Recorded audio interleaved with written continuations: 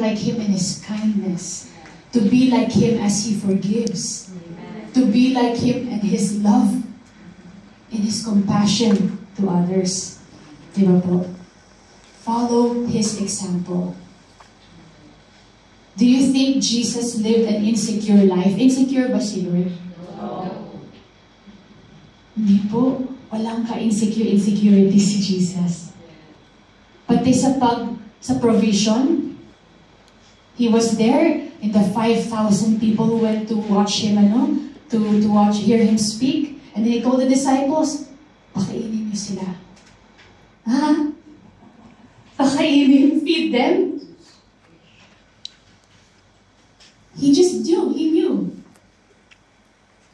But tayo, because we don't know Christ that much, maybe, when a situation comes, panic. Paano na to? What if we just went like, when a situation comes, Lord, pakakainin niyo sila. Imbis na panic. Diba po? Who loves to panic? No. Amen. Praise the Lord. Praise the Lord. You are not a panicker. You are worshipers. You are joyful. Amen. Amen. I praise God na aware po tayo, no? Like, when you are in a situation and then you panic tayo or whatever, and then it's great that you realize right away na hindi kayo nananatili sa ganong state na panic. Kasi po nakaka-stress po talaga, di ba po? Amen. When you carry the burden, it will stress you out. Your shoulders will start to drop because parang talagang may bigat.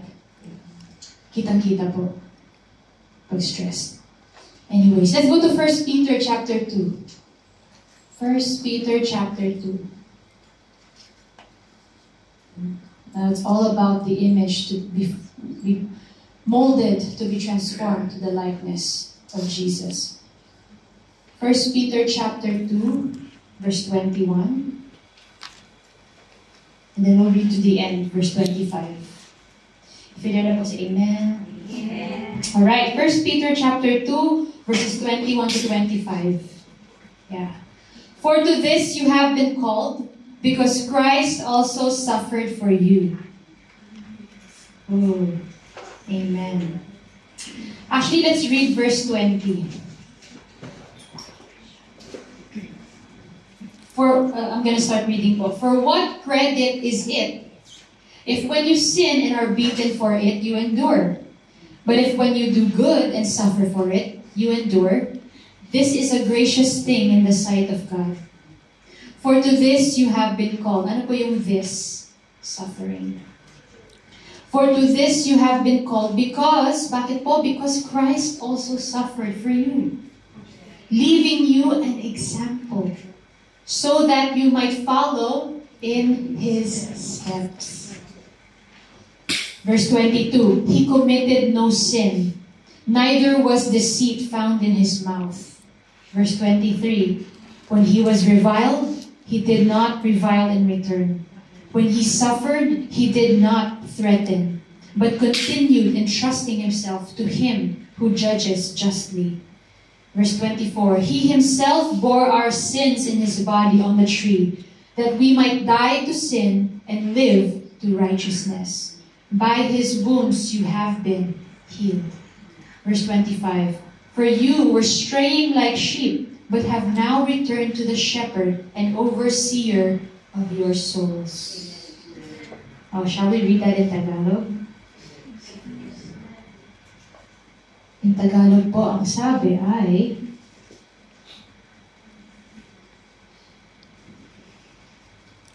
pero kung parusahan kayo dahil ginagawa ninyong masama, wala rin kabuluhan kahit tiisin ninyo ito. Ngunit kung pinaparusahan kayo kahit mabuti ang ginagawa ninyo at tinitiis ninyo ito, kalulugdan kayo ng Diyos. Ang mga pagdurusa ni Kristo para sa atin ang halimbawang dapat nating tularan. Ito ang dahilan kung bakit tayo tinawag, para tularan natin ang buhay ni Kristo. Come on. Verse 22, hindi siya nagkasala o nagsinungaling man. Ininsulto siya, pero hindi siya gumante ng insulto. Pinahirapan siya, pero hindi siya nagbanta. Ipinagkatiwalan niya ang lahat sa Diyos na humahatol ng makatarungan. Sorry po. Si Kristo ang umako sa mga kasalanan natin nang ipako siya sa krus para iwanan na natin ang buhay na makasalanan at mamuhay ng matuwid. Dahil sa mga sugat niya, gumaling tayo. Para tayong mga tupak na ligaw noon, pero nakabalik na tayo ngayon sa Panginoon na takabag-alaga at takabagbantay ng ating buhay. Wow, so good. This is perfect. This is exactly the words I want to say. Is ininsulto siya pero hindi siya gumanti ng insulto. Pinahirapan siya pero hindi siya nagbanta. He gave His life to God. That's the image of our Jesus. So if you say, pinagalit ko siya, minura ko siya, kasi deserve niya. Sabi ko, gagawin ba ni Lord John? Oo! Masama yung ginawa niya eh. So maybe you don't know the Jesus that I know, because Jesus was insulted, but He didn't insult back. So know the Jesus that loves you. Know Jesus. Know Jesus. Kilalanin natin po si Jesus. Lubos-lubos natin kilalanin si Jesus. Lubos-lubos. Huwag lang po yung surface.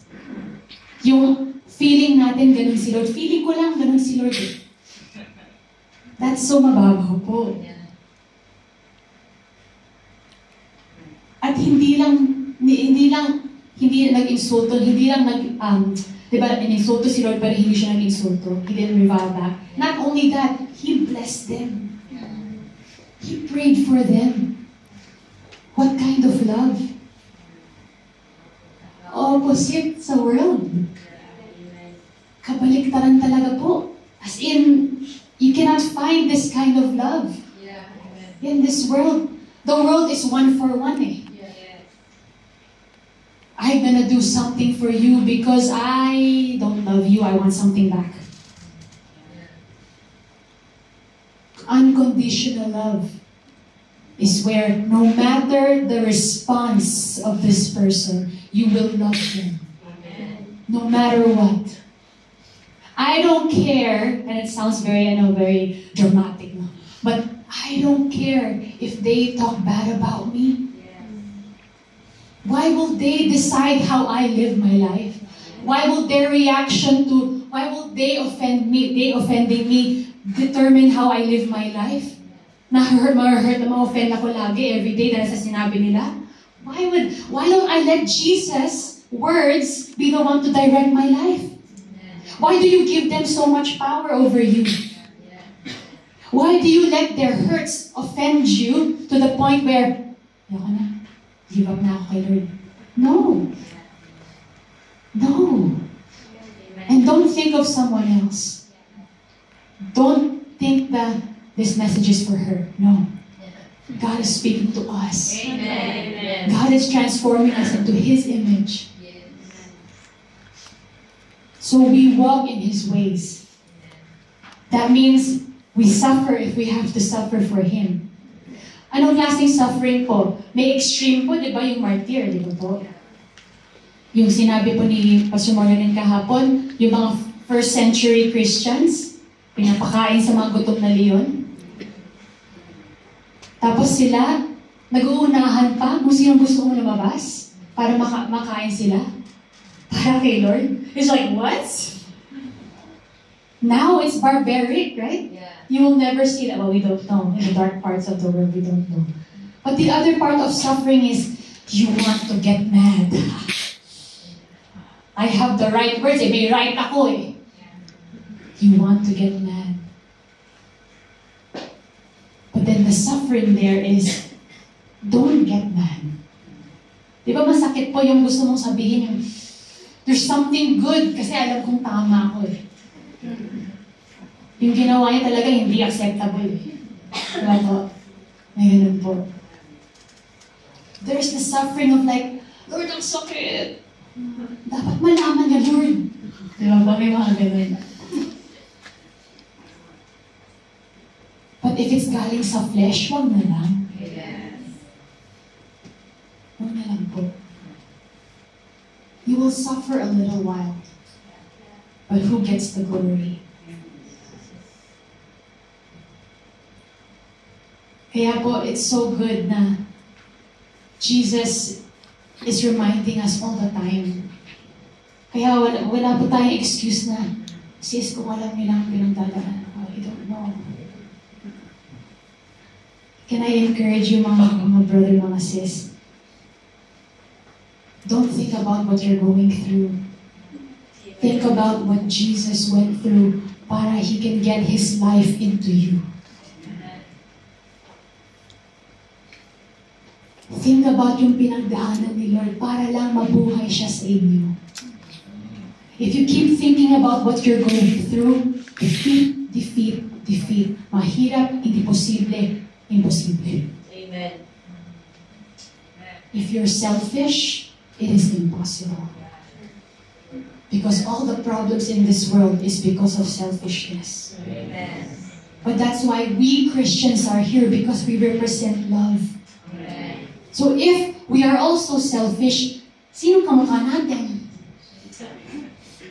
Kalaban. I'm sorry. That's the truth. Every day, we're either becoming more like Christ or more like the devil. Whose image do you want to be like? Christ. Because the only thing that the enemy can get, kasi wala na siyang power, di ba? Wala na siyang authority, wala na. Na-strip off na siya. Wala na siyang power over for death, from sickness, wala na.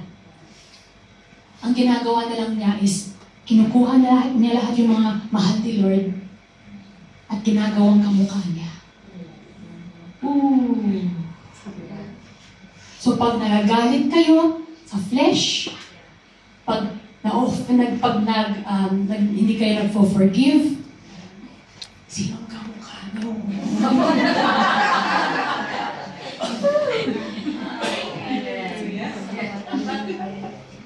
Pag na-hurt kayo at kinikim ninyo, ang sakit, talagang, actually, you see these people yung bitter na mga tao, super bitter, you can see in their face eh. Walang heaven. Di ba po? Parang, ang bitter mga, di ba po?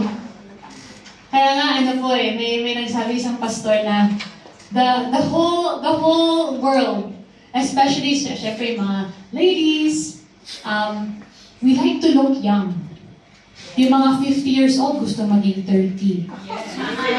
They actually do unnatural things to look younger than their age. But how about you just accept the fact that you are here on earth for more than 50 years? And live the life that God called you to live. And not stress about it. God gave you that beautiful face.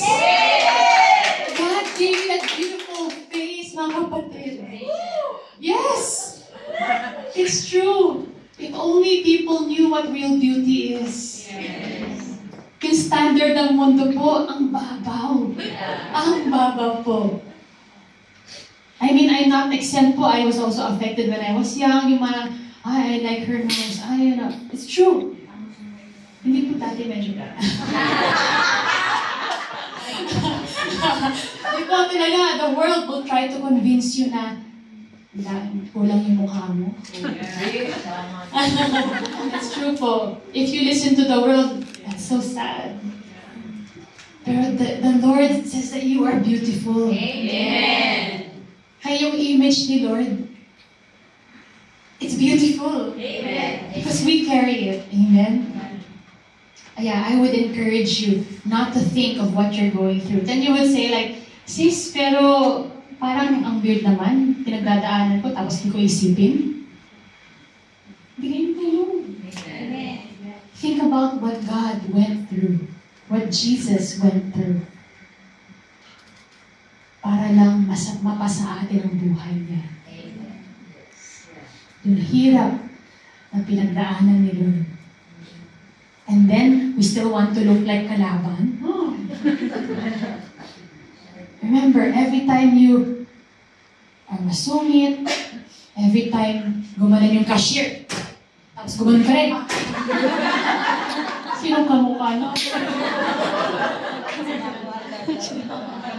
Pati po sa isip natin, di ba? Kahit po hindi natin nilalabas yung galit natin, pero pag iniisip po natin, kitang-kita po sa kilay. Kitang-kita po sa mata. Minsan po.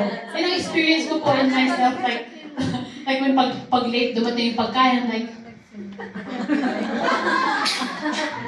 and then, even though I don't say anything, di ba? Kitang-kita rin. So, who do I look like? Di ba po? It's so wrong. God gave everything, tapos we want to go this way. It doesn't make sense. If we think of even the logic, di ba? Parang binigay ni Lord ang buhay niya, ayaw pa natin mag-serve sa Kanya. Yeah, that makes sense.